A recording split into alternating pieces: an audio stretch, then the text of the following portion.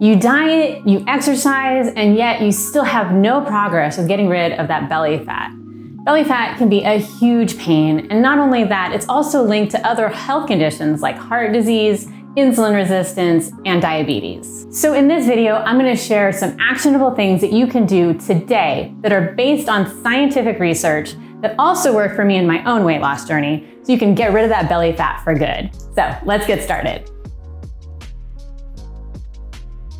So what exactly is belly fat and why is it so hard to get rid of? The truth is, everyone has belly fat, even skinny people with flat abs. Belly fat is just an accumulation of fatty tissue around your abdomen. So we all have two different types of fat in our abdomen. There's subcutaneous fat, and that's the fat that's just right under our skin. And then there's another layer of fat that's actually deeper and surrounds our organs and intestines, and that's called visceral fats. The job of visceral fat is to protect our organs and serve as a cushion. And so really, visceral fat is a good thing if it's in the right amounts. When visceral fat starts to build up more than we need, that turns into that excess belly fat. That is also where you have the love handles, and that's also the type of fat that the more of it, the more likely you have other health complications like heart disease or diabetes. And even if you're thin, you can still have too much visceral fat. And a lot of that is really dependent upon your genes, your level of exercise, and your diet. And we're gonna talk about those in just a sec.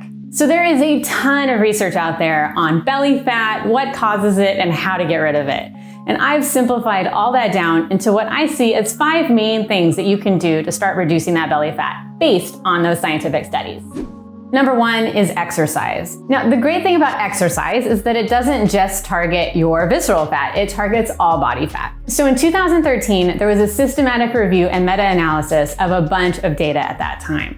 And what they determined was that aerobic exercise, and with aerobics, we're talking walking, jogging, running, kayaking, hiking, all the things that get your heart pumping, right?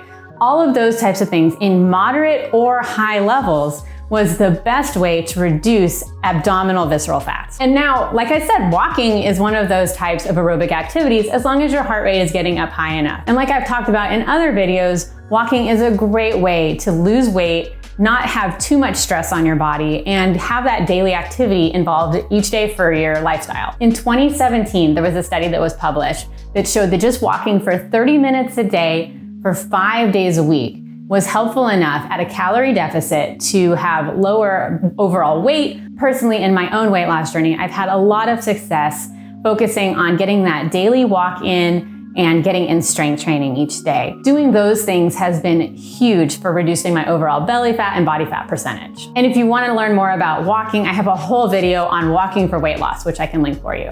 Stress is our next one. Now, there is a lot of research that indicates that stress has a very big correlation to overall belly fat. When we are chronically stressed, our body releases a lot of extra cortisol, and those cortisol levels are basically on overdrive. And research shows that there is a huge correlation between excess levels of cortisol and body fat percentage.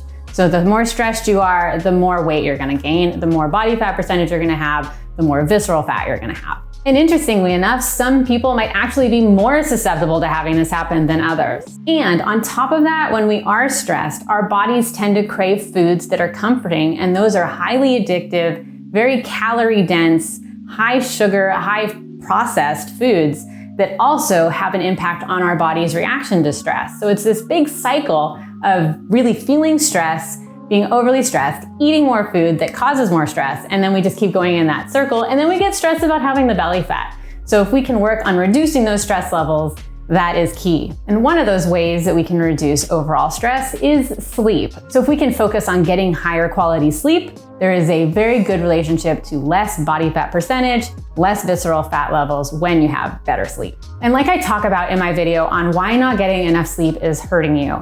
When we don't get enough sleep, your body releases the hormones ghrelin and leptin and peptide YY, and those are related to increasing your hunger levels and your ability when you do eat to feeling full. So that means when you get less sleep, your body is actually setting you up for failure here because it's gonna make you hungry all day. You're gonna be craving those high sugar foods. And then once you eat them, your body isn't gonna have the right connection to think that you're actually full. So you're gonna be gorging yourself all day trying to eat more because you're starving not having the energy, and it's just a horrible cycle. Plus, there was a randomized controlled crossover study in 2022 that showed that participants who did not get adequate levels of sleep had 9% more overall body fat and 11% more overall visceral fat than subjects who got adequate levels of sleep. So sleep is a huge contributing factor to belly fat. So if this sounds like you and you're struggling with it, please go check out my video on how to get better sleep so you can get started with that today. I'll make sure to put the link for you below. Number 4 is something that if you've seen any of my videos before, you knew this was coming. And that is diet and nutrition. What you eat plays a huge role in your overall body composition and your visceral fat. Now, I've talked to you a lot about clean eating, and I've shown you how clean eating has been revolutionary for me and how it's been really helpful for me in my weight loss journey. And that's because a lot of the clean eating ideas are backed in science. So I'm gonna dive into those individually so you can kind of see why clean eating as a general plan is a great idea. So eating more fiber, which means eating more whole fruits, whole vegetables, whole grains, complex carbs pretty much, is one of the best ways to avoid having accumulation of fat. And that's because science tells us that fiber increases your feelings of being full, it slows down the digestive process, and it even reduces the overall risk of obesity and cancer. So fiber is great. And if you're curious on what foods you should be eating to have more fiber in your diet, I have a whole video on the top foods that are high in fiber that I can link for you below as well. Also, avoiding sugar is great for reducing belly fat. Part of clean eating, and so let's talk about what the science has to say. So a recent study found that high sugar diets can increase your body fat percentage even if it doesn't increase your weight. So you would have, even if you're not gaining any weight, you have a higher body fat percentage to your current weight. And when I'm talking about high sugar diets, I'm talking about diets that are high in high fructose corn syrup and brown sugar and granulated white sugar and artificial sugars. So those refined carbs make a huge difference in our overall body composition. And so that leads me to avoiding refined flours as well. So while refined flours do have slightly more nutritional benefit than refined sugars, your body treats it the exact same way. It treats it like a carbohydrate, like a fast-burning sugar, and it's no good for you.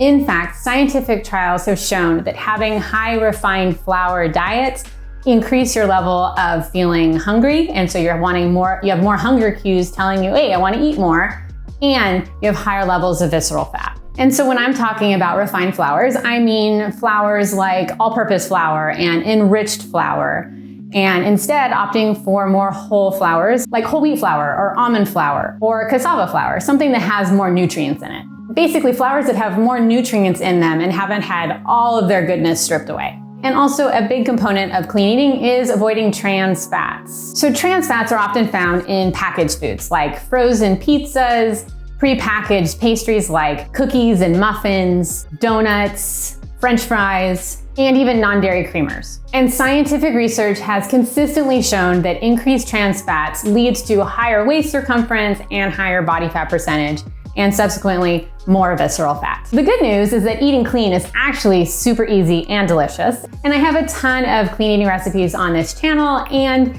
you can also check out my video on how to get started with clean eating. All right, now number 5 is lifestyle. And you've heard me talk about the Cleanish lifestyle a lot here, and there's a reason for it. I find that it's way easier to lose weight, be happy, get exercise if you're following more of a lifestyle approach rather than like a lose weight fast gimmick. That if you think about the overall lifestyle and enjoying that and how that happens to have positive benefits in the long run, that's even better than focus, and then give up. And then that's how we get to those yo-yo diets. So here are a few ways that you can focus on a cleanish lifestyle that will also in turn help reduce your belly fat. One thing you could try is intermittent fasting. So intermittent fasting, or IF, has a ton of health benefits that have been researched extensively, and those include lower BMI or body mass index, lower waist and hip circumference, lower body fat percentage, lower blood glucose levels, better insulin sensitivity, all sorts of things that align with less visceral fat. Also, behaviorally, I found that IF has been really helpful to stop all that incessant snacking. So I know I have my eating window, I eat, I don't think about food outside of that because I know once I'm done with my eating window and I go into my fasting window, food's off limits, so I don't even think about it. And that has been really helpful for me. And if you're interested in IF and you want to learn more, I have a beginner's guide to intermittent fasting for women if you want to check it out. Another major area of lifestyle that adds to visceral fat is alcohol. So limiting overall alcohol use will reduce your belly fat. So in 1996, there was a clinical study on 86 healthy women who were all aged 38. And those women had a light to moderate alcohol use history.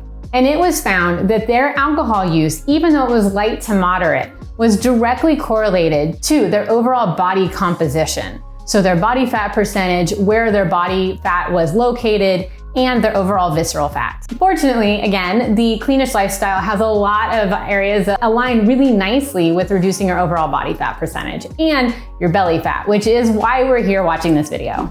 And if you need some more help on getting started, I have a 30-day healthy weight loss program that focuses on the Cleanish diet, on getting started and being motivated to actually make some real change and take back your health. So here's to being better than yesterday every day. I'll see you in the next video.